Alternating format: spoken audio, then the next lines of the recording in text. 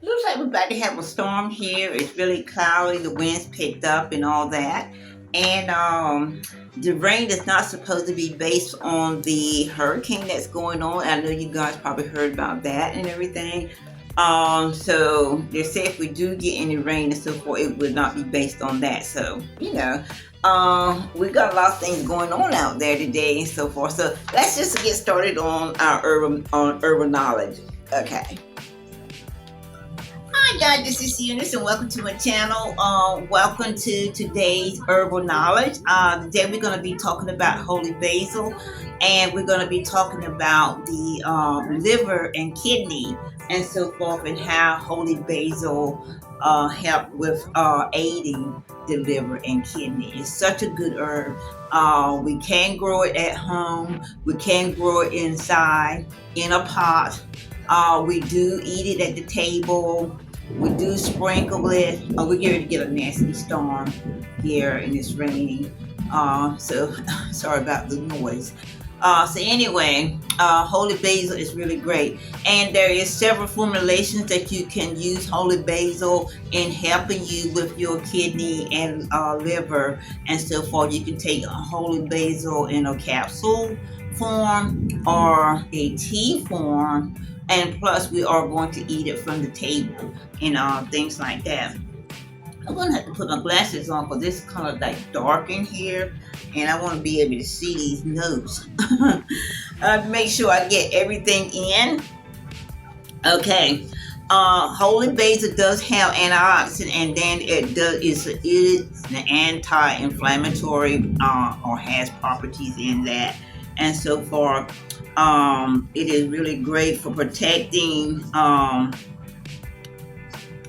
the liver and kidney from toxins, which is the main thing. Reducing uric acid levels to prevent a kidney stone. It does that as well. And supporting the organs and natural detoxification process and so forth. So the holy basil does a whole lot. And I've talked about the liver before, and as I said many times before, we only have one liver. We got two kidneys. We have one liver and all that and so forth. And when the liver is damaged, usually it's not reversible, which means that you cannot repair. Most time, if a liver is really damaged and so forth, like really damaged and so forth, you do actually need a liver transplant and so forth. So you don't want your liver to get in that state and so forth. See. Okay. Again, it protects you from the toxin. It also support metabolism. It's great for detoxification.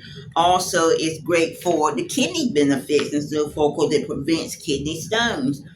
Um, so those are the main things that you want to be able to do is to protect your liver and your kidney and so forth. Those are two major things because if you damage your kidney, you have to have uh, you have to go like have those on. I can't even think of it at this very moment and so forth, but you have to like continue going to the doctor for kidney treatments and things like that. And usually when you get to that stage and so forth, some people do live quite a while and then some people don't. So it is very important and so forth because everything goes through the liver and so forth. That is one thing that I have a problem with is when a person takes a whole lot of pills, for instance. Here we go down the rabbit hole, giving you a little story.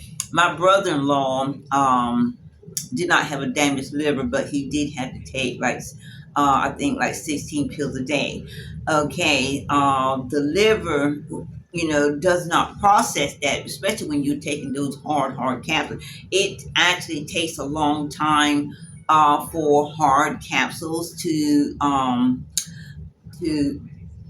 digest or how to break down into the system and all that and so far. So if you're taking 16 capsules a day, you're always going to have hard medical or chemical or hard pills into the liver trying to be processed and so far and everything along with everything else. So I hope I'm explaining it to you in that, so that you can understand it and so far. So I don't think, in my opinion, that anybody should be taking that many pills per day because when the liver has to process that, it's going to be difficult insofar in doing so, along with the liver process and everything else. The liver, everything that goes through our body and so far, foods, medicines, and what have you, goes through the liver processing and so far. And that's one of the reasons too is when you drink a lot and so far, and you become an alcoholic or something like that, you have cirrhosis of the liver. Well, the alcohol is actually what's drying out the liver, and it gets to a point that the liver is so damaged and so far that it's not going to be reversible, or you're not going to be able to heal the liver and so forth and things like that. So and all that. And I've talked about the liver before. The liver is such a precious, precious organ for us and so forth because of those reasons and so forth, where it cannot be healed and stuff. Kidneys, kidney stones and so forth. Of course, you can get rid of kidney stone. You can be treated and so forth for kidney stone. I have several members of my household who's had kidney stones and so far, and they're just fine.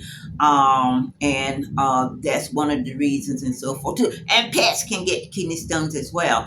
My dog, Harley, my little pup, he had kidney stones and so forth, and everything. And other things and so forth. And he passed away a little while back and so forth. You remember I used to have him on the used to have him in my videos at times and so forth, Harley.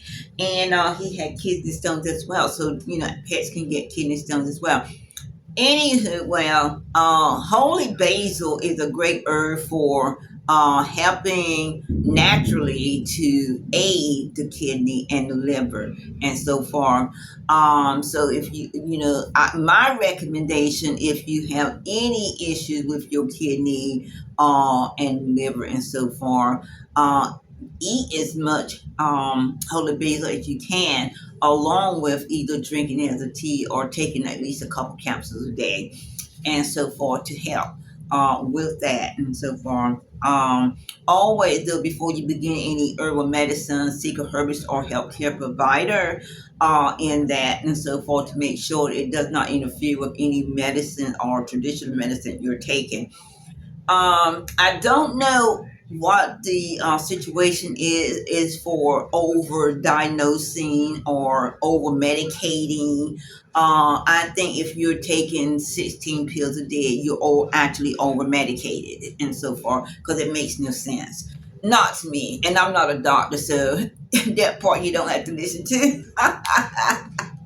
I'm just giving true facts and so forth and everything, and my opinion and so forth. I just think if you're taking 16 pills a day, it's over medicated and so forth, and there's got to be some other way and so forth. And hopefully we'll get there because with all the new technology and things like that that we have going on today and so far, that we will get to that point where we're not over medicating people and things like that, where they're on 15, 16, 17, 50 pills a day and so forth and things like that, which just create and causes other issues and all that. So, but anyway, holy basil is something natural that you can take, even if you do take a capsule. These capsules are very vegetable capsules, consumable, melts very easily.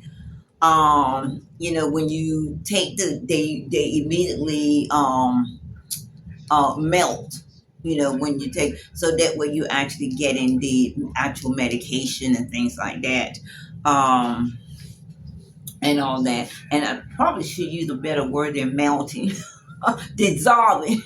is a better word. Okay, once you take the herbal capsule and so forth, it dissolves very quickly. When it's going down, so it's not a hard capsule, or it's not going to take days or whatever to dissolve and to get into your system and things like that. That's one of the good things about taking herbal medicine. You're taking it in a vegetable capsule or a glycerin capsule, which is different. But anyway, they dissolve very quickly. They don't sit and sit and sit inside you without dissolving. And that's the problem I think I have with a lot of hard traditional pills and things like that, is the fact that it does take a long time to dissolve, which is the reason why somebody taking 15, 16 capsules a day and so far, it's going to be hard on the liver to have or to get all those uh, pills dissolved and so forth into the system and all that. But anyway, so let's just go over the facts and so forth before I go and so forth to give you the point blank. And always, like I said, seek a herbalist or healthcare provider when you are looking for an herb or herbal medicine to go natural to help you, and all that. And so yeah, uh, please do, and do some research yourself. Do research on that stuff, because I'm only giving you some information, but that is a whole lot more information on holy basil than actually what I'm getting given to you. Okay, the first thing is holy basil is an antioxidant, and has anti-inflammatory properties and so forth, which is absolutely great. Holy basil also um, help prevent toxins in the body and so forth. That is one of the reasons and so forth that people have. It has a diuretic properties also. Let's see, make sure I get on my right pages here to give you the information. Okay, it's also reducing uric is urine, diuretic, and so forth, acid level to prevent kidney stones, and supporting the organs naturally for detoxification process. So this is a good herb to have around and so forth if you have all those issues and things like that. Okay, it again protects from toxins, support metabolism, detoxification, and as far as the kidney is concerned, it helps prevent kidney stones, and also help protect it from toxins there as well. So those are the main things, and so far that holy basil does, and it does like a whole lot more. But for talking about holy basil for right now, we are basically just talking about the kidney and the liver. Holy basil, of course, helps in other issues as well, and that's one of the reasons why you want to do your research on that and so forth, and you want to seek a herbalist or healthcare provider, because they can do the research for you, give you the information, and help recommend for you, or check out to see if what you're taking traditional medicine wise, they'll take a look at that to see if that would, if the holy basil will interfere with that and so forth and things like that. So I am very, very happy to be able to bring this issue to you again. In my own family and so forth, my brother-in-law, he passed away of liver damage and so forth. He has cirrhosis of the liver, and I've spoken to you about this before, and everything. He passed away few years ago now. And when I was younger, a child, and so far, my uncle John was the same. He passed away for cirrhosis of the liver as well, and so far. And my husband and my sister. And my niece has had kidney stones and so far. So, I mean, these are common issues. Maybe not cirrhosis of the liver, because only the people that have that and so far are mainly people that drink really hard and shouldn't. and things like that. But yeah, kidney stones, come from a lot of places and things like that. But holy basil is something that we eat from the table, so we can, if we have any kind of issue or any symptoms and so forth, that we're gonna have kidney issue, urine, diuretics, and so forth. We can, lay heavy on the holy basil. Use that holy basil in your food. Also, get some holy basil. Take a couple capsules a couple times a day, and so far, or drink some a holy basil tea, or drink it liquid and so far, to get that in you to help you out and all that, and so far, and everything. So I hope this information helps you. If it doesn't help you, pass it on to someone who it may can help and so far. Um, I think when I met my brother-in-law, and so far, I already believed, based on what I know and so far, it was like kind of too late for him, for me to start, talking to him about holy basil and things that can help, because he was supposed to be going on the kidney transplant list and so forth. And I don't know what happened there. But anyway, it didn't happen, and he did pass away several years ago. So thank you for joining me today on Short Urban Medicine and our Short Urban Knowledge and so forth. And today we're talking specifically about holy basil, specifically about the liver and kidneys and so forth, and how holy basil helps aid the kidneys and liver. And thank you for joining me. And I'll see you back next week. Bye.